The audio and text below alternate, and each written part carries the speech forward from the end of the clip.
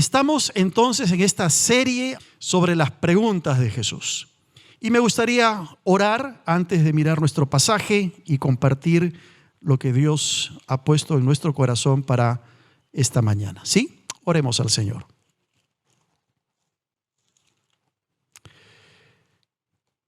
Es con reverencia que venimos delante de ti, Señor. Y lo hacemos en el nombre de Jesús, reconociéndote como el Señor de señores, el Rey de reyes, el Pastor de pastores, el Maestro por excelencia. Por eso, Padre, con reverencia te pedimos en esta mañana que sea tu Espíritu Santo tomando tu palabra y aplicándola a cada uno de nuestros corazones. Necesitamos escucharte, Señor.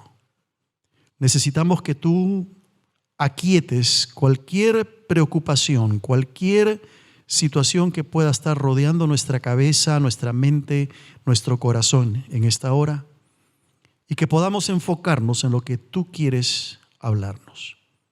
Toma mi vida, toma mi mente y úsala para la gloria y honra tuya y bendición de tu iglesia.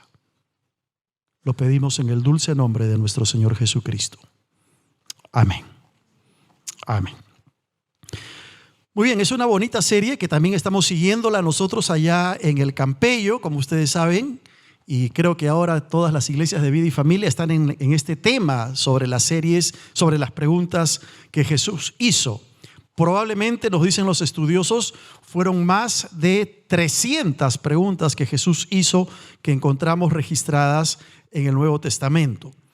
Y la pregunta que nos toca en esta hora es: ¿por qué dudas? Una pregunta interesante que el Señor Jesucristo hizo y que aparece en el pasaje de Mateo capítulo 14, versículos 22 al versículo 33.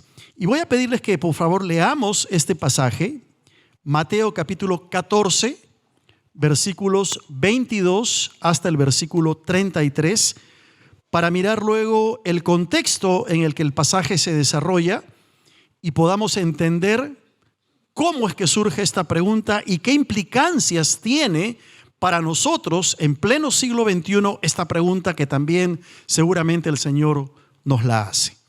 Dice así Mateo capítulo 14, versículo 22 en adelante. Enseguida Jesús hizo a sus discípulos entrar en la barca e ir delante de él a la otra ribera, entre tanto que él despedía a la multitud.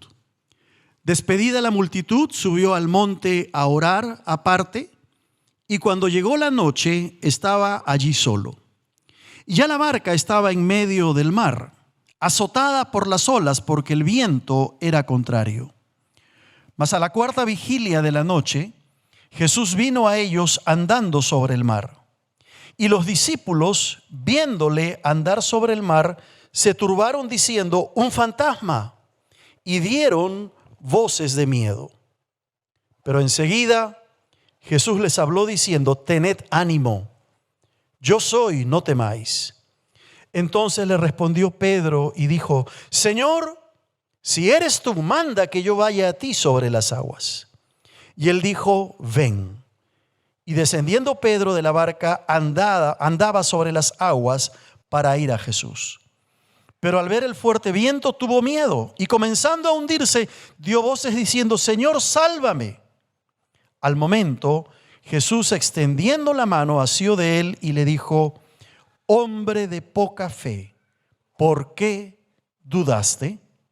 Y cuando ellos subieron en la barca, se calmó el viento. Entonces los que estaban en la barca vinieron y le adoraron diciendo: verdaderamente eres Hijo de Dios. Tremendo pasaje. Una historia que aparece también en el Evangelio de Marcos y que aparece también en el Evangelio de Juan. Es cierto que con algunos detalles un poco distintos. Pero ¿cuál es el contexto del pasaje? ¿Qué es lo que rodea a esta experiencia de Pedro caminando sobre las aguas y encontrándose con el Señor. Todos sabemos que se habían producido algunos milagros ya previamente. Si ustedes miran ahí nomás el pasaje anterior, encontramos el milagro de la alimentación de los 5,000. Y los discípulos, Pedro incluido, habían sido testigos de cómo una gran multitud había sido alimentada con unos pocos panes y unos pocos peces. Según Marcos, que nos cuenta la misma historia, Jesús previamente había calmado la tempestad y le había preguntado a los discípulos por qué temen. ¿Se acuerdan? Seguramente lo vieron la semana pasada. ¿Por qué temen? Es decir, los discípulos del Señor habían sido testigos de muchos milagros que el Señor ya había hecho hasta ese momento. Tanto es así que Juan, el evangelista Juan, se encarga de tomar este milagro e incluirlo en su relato del cuarto evangelio como parte de los únicos 7 milagros que habla Juan, porque Juan no habla más que de 7 milagros. Pero para él es tan importante este milagro de Jesús caminando sobre el mar y Pedro caminando sobre el mar, que lo incluye en el relato del evangelio. Y el propósito que Juan tiene cuando escribe su evangelio era probar, demostrar que Jesús es Dios. Por eso que cuando Juan relata el milagro que acabamos de leer nosotros en Mateo, en el capítulo 6 de Juan, él ve la situación real que estaban atravesando los discípulos, ve el temor que tenían los discípulos y ve la respuesta de Jesús cuando le dice: yo soy, no temáis. Ese yo soy es el que aparece en el evangelio de Juan de una manera increíble. Yo soy la puerta, yo soy el camino, yo soy la luz, yo soy la vida, yo soy el que soy. Antes que Abraham fuese, yo soy. Porque Juan está interesado en probar que Jesús es Dios. Porque es el mismo yo soy que aparece en el Antiguo Testamento, ¿se acuerdan? Cuando Moisés le pregunta al Señor: ¿quién me envía? ¿Qué le voy a decir a Faraón? Y el Señor les dice: dile, el yo soy te está enviando. Es el mismo yo soy que aparece en el evangelio de Juan.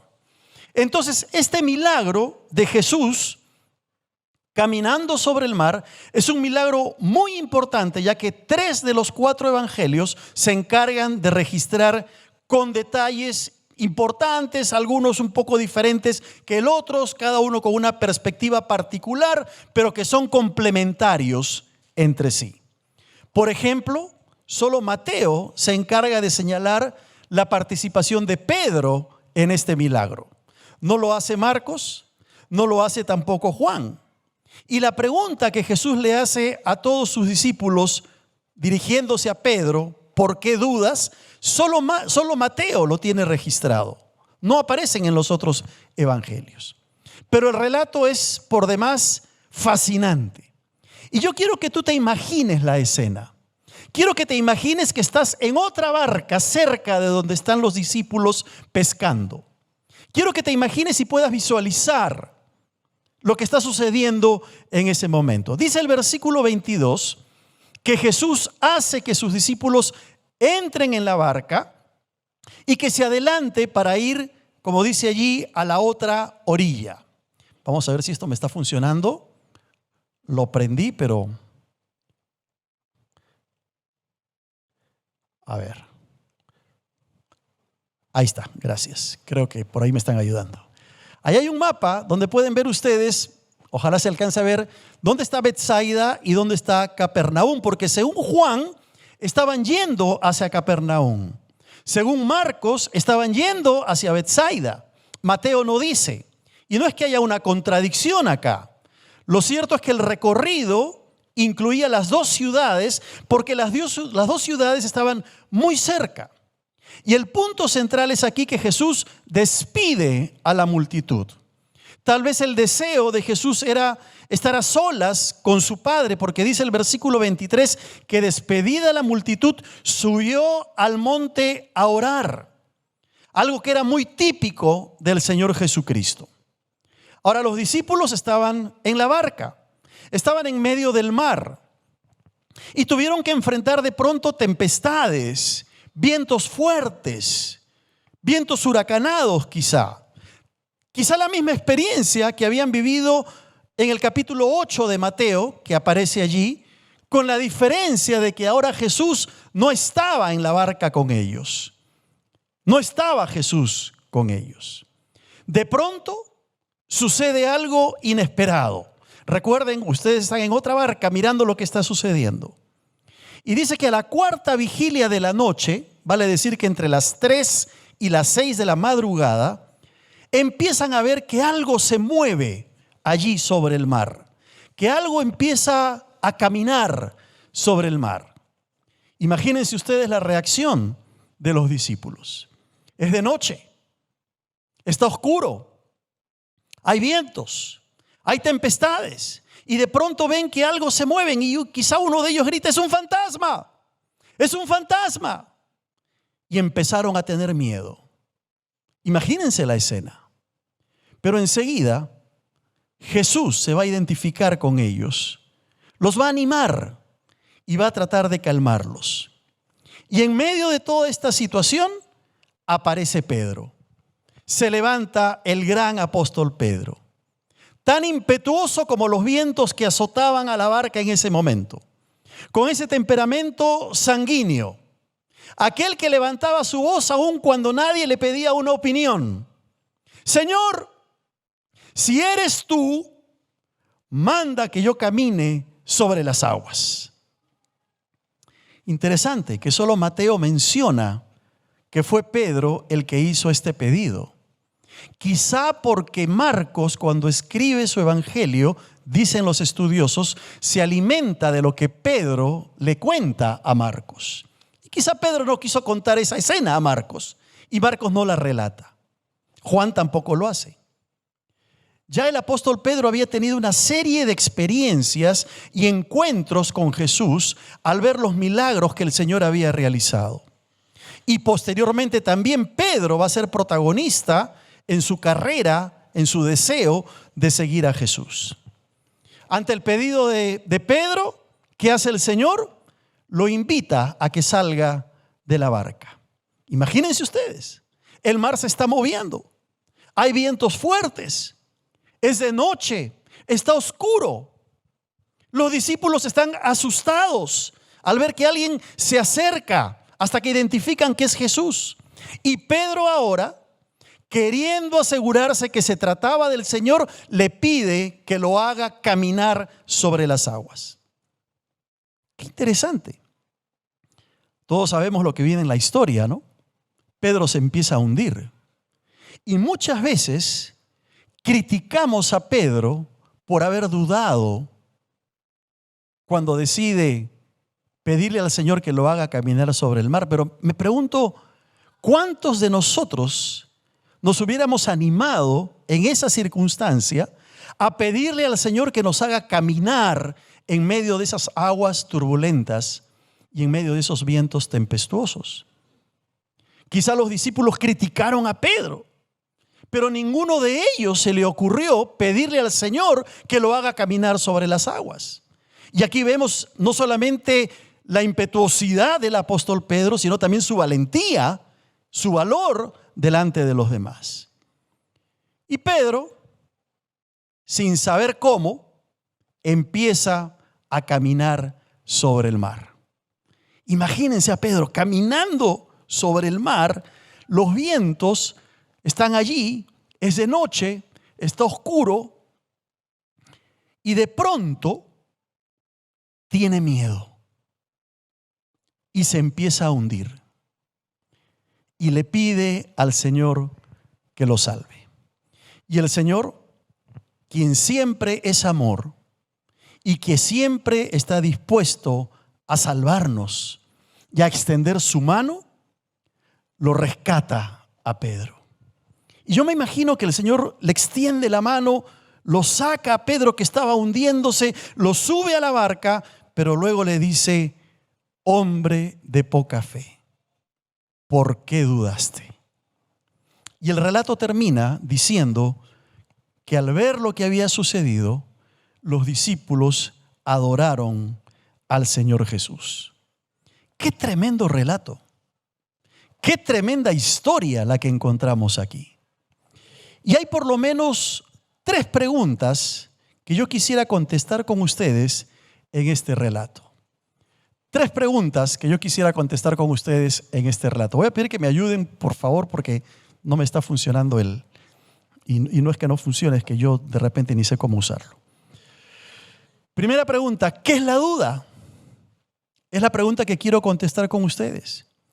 Y la duda, por definición, es una vacilación o una falta de determinación ante varias posibilidades que yo tengo para elegir acerca de creencias, acerca de noticias o acerca de algún hecho. Es una vacilación. Pero cuando yo miro lo que es la duda desde la perspectiva bíblica, implica también una vacilación ante el actuar. La duda puede o no puede ser pecaminosa. Es una vacilación ante el actuar. De hecho, usado en un sentido un poco distinto, de manera positiva, significa una vacilación en el juicio que yo hago, que puede estar originado por una falta de convicción personal que yo no he creado en mí. En otros casos puede estar originada en la incredulidad. En otros casos puede estar originado en el escepticismo. Pero eso es la duda. Miren, por ejemplo, lo que dice Marcos capítulo 6, versículo 6, hablando de este tema de la duda. En Marcos 6:6 dice, y estaba asombrado de la incredulidad de ellos. Estaba asombrado de la incredulidad de ellos. Esa es una expresión de la duda. Y cuando en Romanos, el apóstol Pablo escribiéndole a los romanos en el capítulo 14, en el versículo 23, les va a decir, pero el que duda sobre lo que come es condenado porque no lo hace con fe, y todo lo que no proviene de fe es pecado. Está hablando de que la duda es una vacilación respecto de una convicción, respecto de un juicio que yo hago sobre un determinado hecho, noticia o incluso creencia. Ahora, la palabra duda viene de una palabrita griega que es la palabra aporeo. La palabra poreo o poros significa caminar o camino, significa tránsito, y la palabra a significa sin o es algo negativo, ¿verdad? Entonces la palabra aporeo, el verbo aporeo significa literalmente quedarse sin salida. Estar sin camino es lo que significa en el original lo que es la duda. Significa también estar perdido mentalmente, estar sin recursos, encontrarse en una situación de apuro, perplejo, sin saber qué hacer. Eso es lo que es la duda desde la perspectiva bíblica. Entonces la duda es una vacilación en el actuar, es una vacilación en el juicio que hacemos de algo. Ahora, seguramente todos aquí en algún momento de nuestra vida hemos dudado, ¿verdad? ¿No te ha pasado? Quizá en algún momento has dudado de Dios, has dudado quizá de la vida eterna, quizá en algún momento has dudado de tus propias convicciones, has dudado de tus hermanos en la fe, quizá has dudado de tus pastores.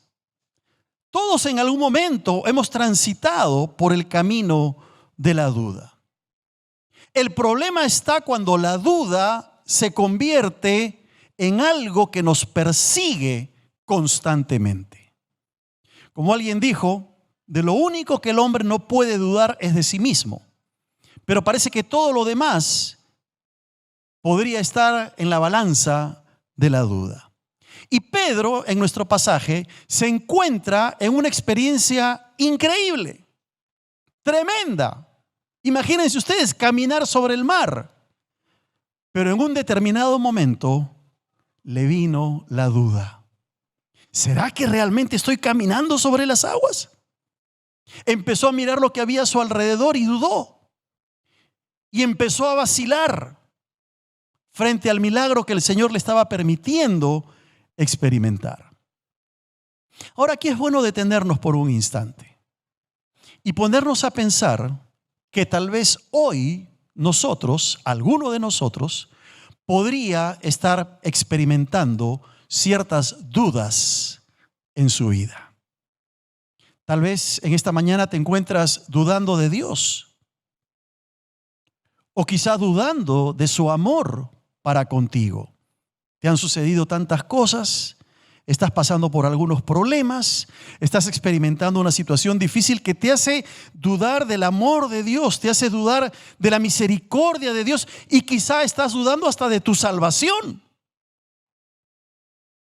Pues déjame decirte que aún en ese mar de dudas que tú te puedes encontrar, el Señor te entiende y el Señor te mira. Y así como le extendió la mano a Pedro para rescatarlo, también te extiende a ti su mano en esta mañana y te dice: hijo mío, no dudes, mi amor está allí, mi misericordia está presente. Dice la palabra del Señor que las misericordias del Señor son nuevas cada mañana. Dice la palabra de Dios que Dios es amor, no es que Él tiene amor, Dios es amor. Entonces su amor, su misericordia están siempre presentes. Somos nosotros los que dudamos de ese amor, de esa misericordia, por diversos factores. Somos nosotros los que hasta a veces podemos dudar de nuestra salvación, porque quizá empezamos a recorrer el camino de la duda que nos atormenta y que no nos da paz para vivir la vida cristiana como el Señor quiere que la vivamos. El Señor quiere ayudarte a salir de tus dudas. El Señor quiere ayudarte a salir de esas vacilaciones en las que te encuentras, dándote convicciones firmes, dándote convicciones fuertes. Eso es la duda. Ahora, la segunda pregunta es: ¿por qué dudamos? ¿Por qué dudamos? Y aquí podrían haber seguramente muchas respuestas, ¿verdad? Pero dudamos porque somos seres humanos. Dudamos porque somos seres limitados, finitos, que estamos más inclinados a lo sensorial. Estamos más inclinados a lo evidente, a lo que se ve. ¿No es verdad? Así es la naturaleza humana. Preferimos tener certeza de lo que vemos. Preferimos tener certeza de lo sensorial, de lo que podemos experimentar como parte de nuestra vida. Eso no nos deja dudas. Pero nuestra naturaleza caída nos lleva a dudar. Y muchas veces nosotros mismos alimentamos esas dudas en vez de ser fortalecidos en la palabra de Dios. Nos pasa a todos. Y como dije hace un momento, quizá hoy mismo tú estás dudando de muchas cosas en tu experiencia cristiana. ¿Qué pasó con Pedro? Es bien interesante la enseñanza del pasaje, porque mientras Pedro mantuvo su mirada en el Señor, pudo caminar seguro en el mar, en medio de los vientos, en medio de la tempestad. ¿Dónde empezó la duda de Pedro? ¿Dónde empezó la caída de Pedro? Cuando sacó su mirada del Señor y empezó a ver los vientos, a sentir los vientos, a ver la tempestad, a ver que el mar se empezaba a mover, al ver las olas. Cuando saca la mirada del Señor, Pedro se empieza a hundir. Y aquí hay una enseñanza para nosotros, ¿verdad? Caemos en un mar de dudas cuando sacamos la mirada del Señor. Y cuando empezamos a ver nuestros problemas, cuando empezamos a ver nuestras dificultades, cuando empezamos a ver nuestros temores, nuestras tempestades y aún nuestros pecados, entonces empieza la duda.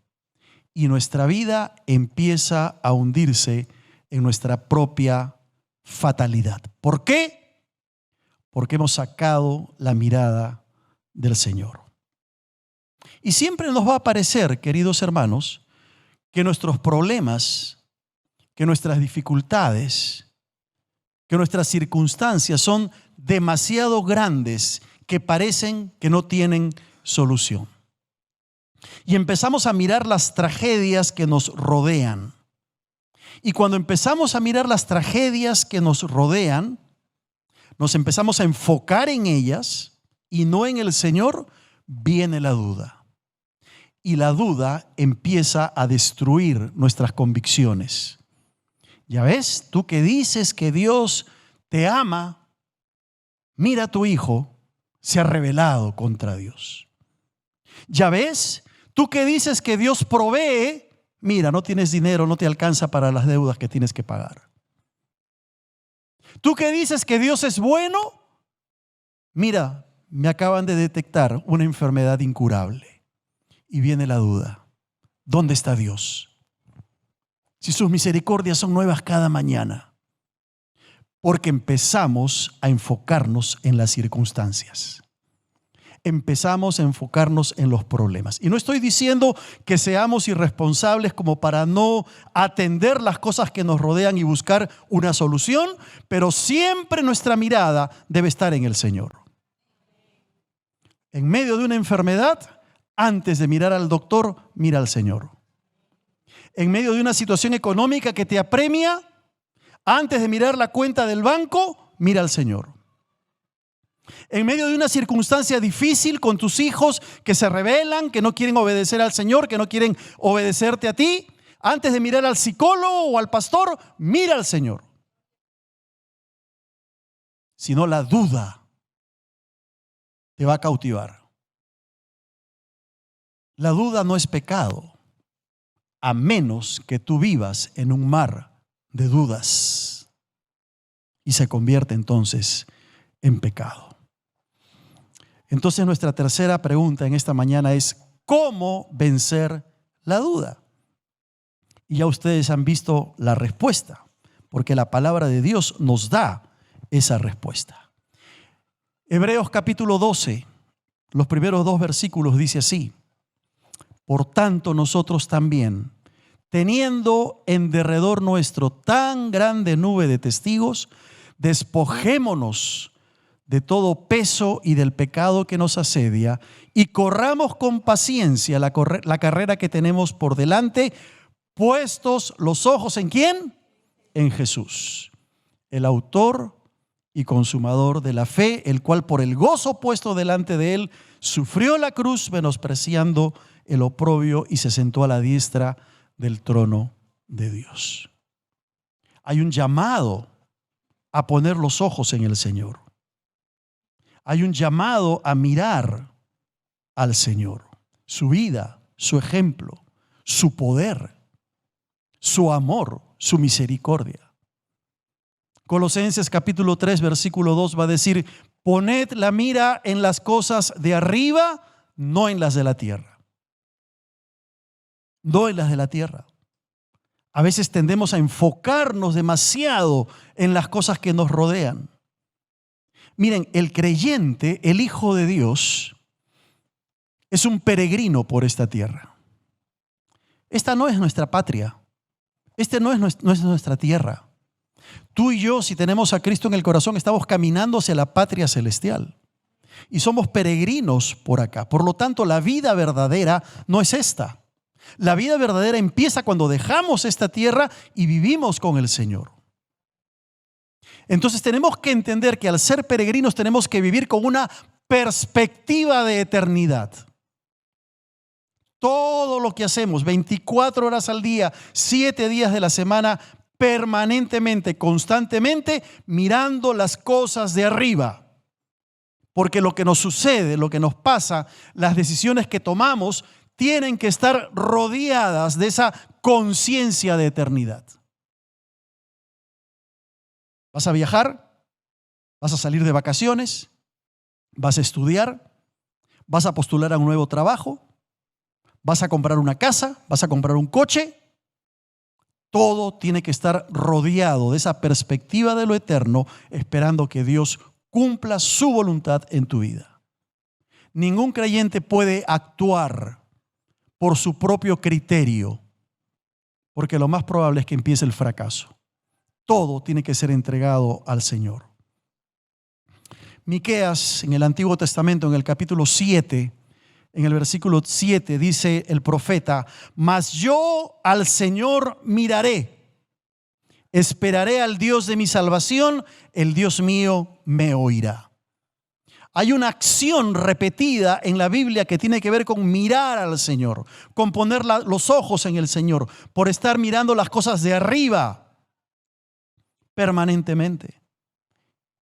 Y ese es el llamado para nosotros para poder vencer esas dudas que nos persiguen. En 2 de Corintios, en el capítulo 4, en el versículo 18, el apóstol Pablo, escribiéndole a los hermanos en Corinto, les dice: no mirando nosotros las cosas que se ven, sino las que no se ven. Pues las cosas que se ven son temporales, pero las que no se ven son eternas. ¿Te das cuenta el llamado que Dios nos hace en esta mañana a cada uno de nosotros? ¿Cuáles son las dudas que te persiguen? ¿Cuáles son los temores que te persiguen? ¿Cuáles son las vacilaciones que estás enfrentando? ¿Estás pensando abandonar la fe? ¿Estás pensando tirar la toalla porque ya no puedes más? Porque pensaste que la vida cristiana era un camino de rosas y ahora te encuentras con dificultades que tal vez antes no las tenías, con circunstancias que te hacen dudar de todo lo que te rodea. Hay una exhortación y hay un llamado en la palabra del Señor a mirar lo que es espiritual para poder tener victoria sobre la duda que es terrenal. La pregunta es, ¿qué estamos mirando? La pregunta para nosotros es, ¿dónde estamos poniendo nuestra mirada? Y no te hablo solamente del día domingo cuando llegamos al templo a alabar y adorar al Señor. Te hablo de cada día de la semana, permanentemente. ¿Dónde estás poniendo tu mirada? ¿En tus problemas? ¿En las circunstancias que te rodean? ¿O lo que es peor, quizá en cosas indebidas? Pues la exhortación del Señor es a volver nuestra mirada a Jesús. Pedro miró al Señor y mientras lo miró, los milagros se realizaron. Cuando dejó de mirar al Señor, empezó a hundirse. Ahora, esto no quita, hermanos queridos, que en algún momento podamos pasar por una crisis de fe. Todos pasamos en algún momento de la vida cristiana por una crisis de fe. Podemos dudar y Dios entiende nuestra situación. Dios entiende nuestra duda. El Señor le dijo a Pedro, hombre de poca fe, le faltó fe. A veces a nosotros nos falta fe. Quisiéramos tener una gran fe, pero nos encontramos con que no nos alcanza y dudamos. Porque la fe es un don que viene de Dios. Y si te falta fe, pídele a Dios que te dé más fe. Y Él lo va a hacer contigo. Estoy leyendo un libro que se llama Paciencia con Dios. Y en una parte del libro el autor argumenta por qué Dios no ha permitido que haya suficientes pruebas de su existencia en el mundo. Y todos los que somos cristianos sabemos que hay muchas pruebas de la existencia de Dios. Pero él se refería a esas pruebas sensoriales, materiales, que se aparezca un ángel. Y él mismo se responde y dice, porque si fuera así, Dios no permitiría que nuestra fe se desarrolle. No tendríamos fe. Claro, si hay tanta prueba de la existencia de Dios, ¿para qué la fe? Así que si estás pasando por una crisis de fe, es el momento de volver al Señor. Es el momento de pedirle perdón y empezar a caminar en medio de esas convicciones.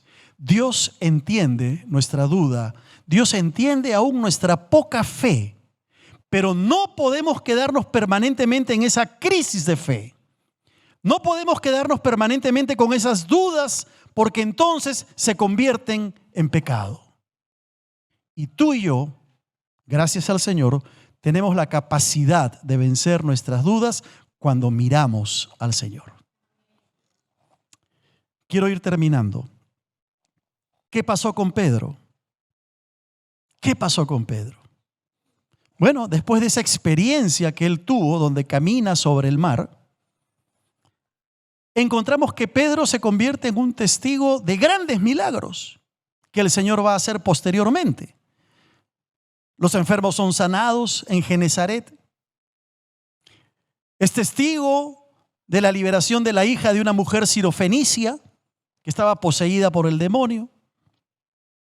Es testigo de la sanidad de un sordomudo.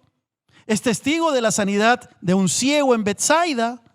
Vuelve a ser testigo de la alimentación de los 4,000 que se da posteriormente a este relato.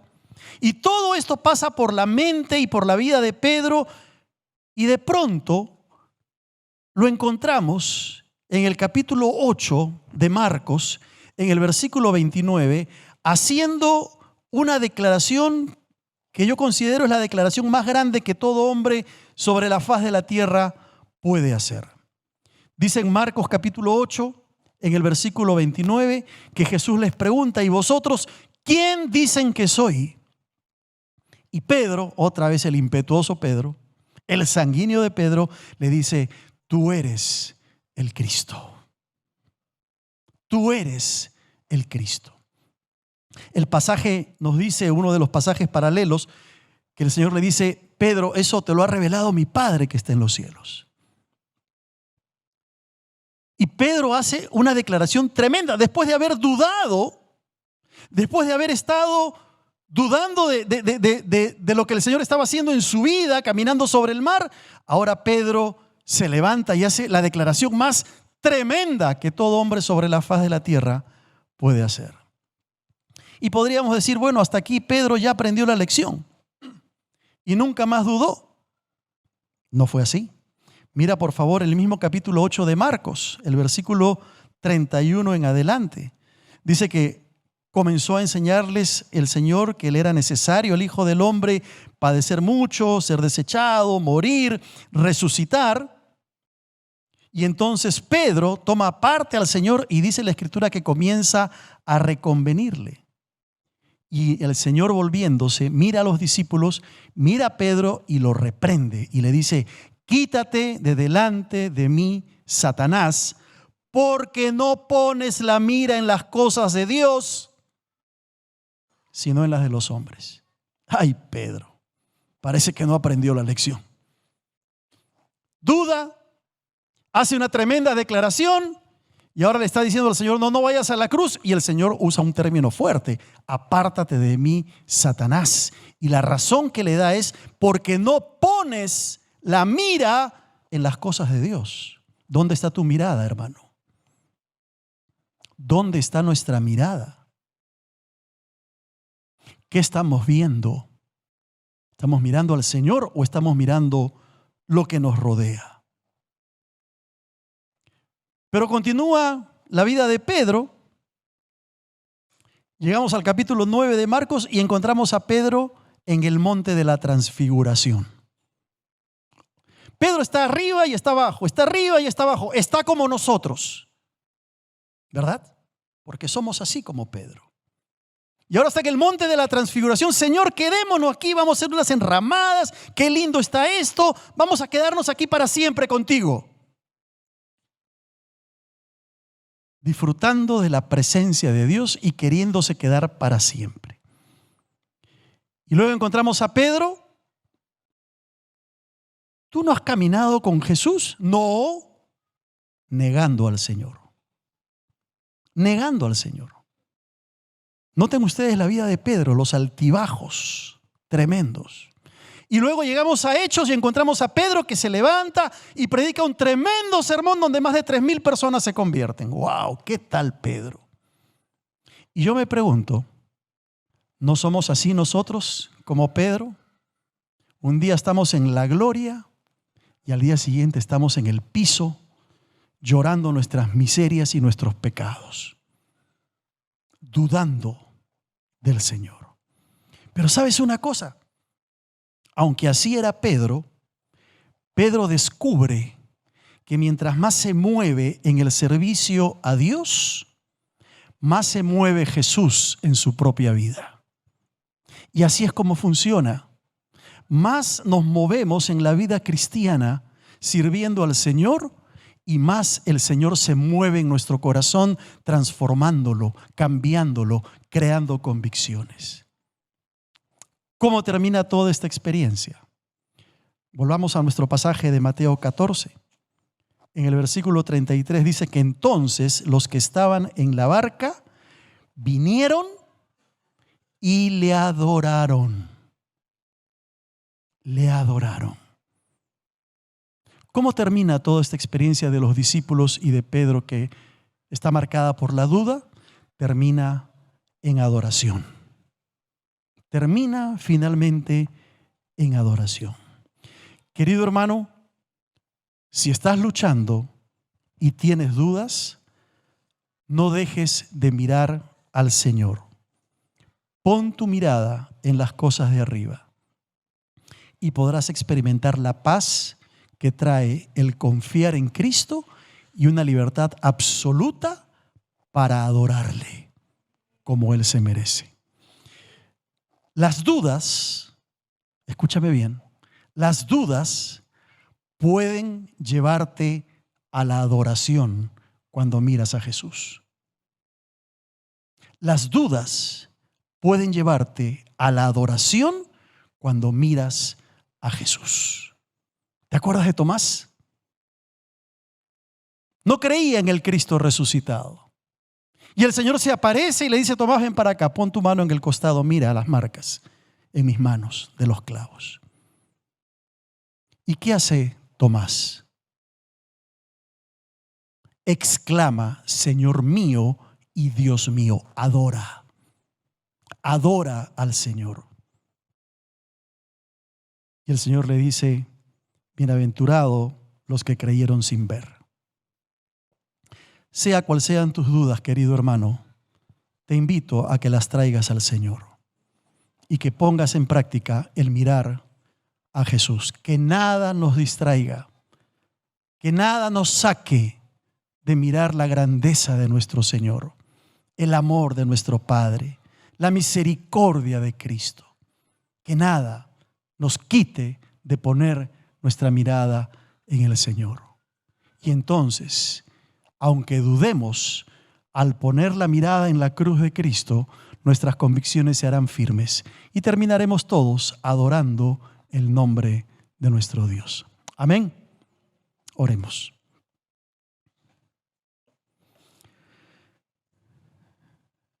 Señor bendito, gracias por tu palabra y por la experiencia de Pedro, que nos enseña a mirarte a ti, que nos enseña a no quitar nuestra mirada de Jesús. Perdónanos por las veces que hemos mirado a nuestro alrededor. Perdónanos por las veces que hemos sido necios. Quizá ahora mismo, Señor, estamos más enfocados en nuestros problemas, en nuestras circunstancias. Pero hoy queremos decirte, queremos verte, queremos mirar las cosas de arriba, queremos enfocarnos en ti, porque tú nos traes paz y bendición. Mientras oramos así de manera personal, de manera individual, tal vez, hermano, quieres traerle al Señor tus dudas en esta hora. Tal vez quieres traerle tus vacilaciones y quizá decirle: Señor, ya no quiero mirar los conflictos, las circunstancias, los problemas, quiero mirarte a ti. Y si ese es tu deseo, yo te voy a pedir que ahí donde estás te pongas de pie y le digas: Señor, aquí estoy. Quiero entregarte mis dudas, mis circunstancias, mis problemas. Si ese es tu deseo, te pones de pie y yo voy a orar por ti.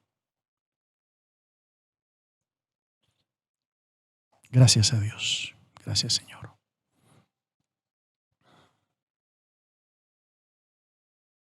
Es bueno hacer una decisión firme, visible, que accione nuestra voluntad, porque así hacemos un compromiso, no conmigo ni con el pastor, lo hacemos con el Señor. ¿Cuáles son tus dudas? Empieza a mirar a Jesús. Enfócate en Él. Te doy gracias, Señor, por mis hermanos puestos en pie, que vienen con una necesidad que solo tú conoces. Tú sabes qué es aquello que está golpeando su mente y su corazón. Oh Señor, ten misericordia y ayúdales a poner permanentemente su mirada en ti. Sácalos de esas dudas que pueden estar albergando en su corazón. Llénales de paz, llénales de tu bendición y ayúdales a mirarte solamente a ti, para que puedan adorar tu nombre, exaltarte y glorificarte. Gracias, Señor. Gracias por este tiempo. En Cristo Jesús. Amén.